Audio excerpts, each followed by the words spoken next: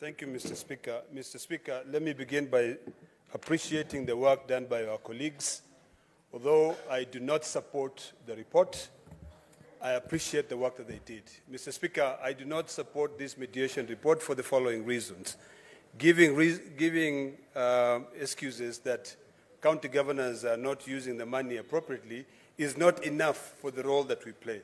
Mr. Speaker, if you look at the 9 billion that we fought for, that eventually these county governments are going to be getting, that is peanuts, because the national government is notorious for coming up with projects that they want county governments to be able to fund.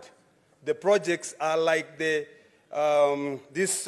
industrial parks, projects like community health workers, where the president just goes and tells governors, we will pay 50%, you need to come and pay 50%. Mr. Speaker, I completely disagree with the committee for having settled for an extra 9 billion. Mr. Speaker, when you give reasons and you say that county governments, the amount which is going to county governments is about 24%, that is very, very misleading, because the current accounts that we're looking at are accounts for 2020-2021.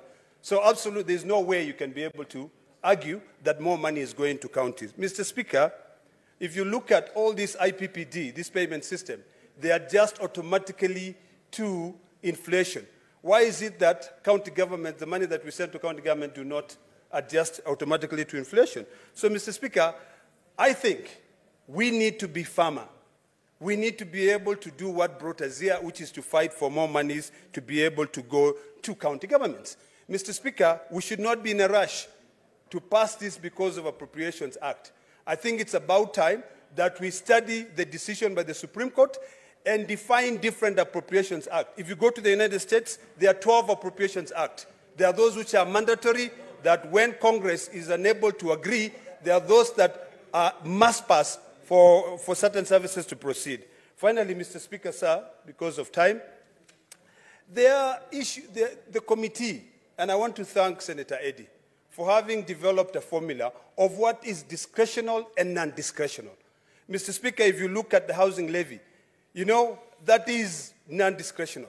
If you look at the NSSF security fund, that is non-discretional. The only discretional funds which are being denied to 29 counties are the county aggregation industrial park.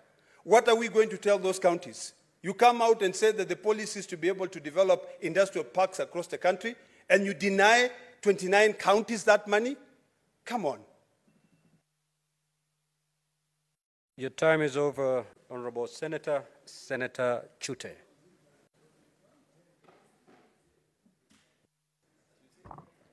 Asante sana, Mheshimiwa Spika.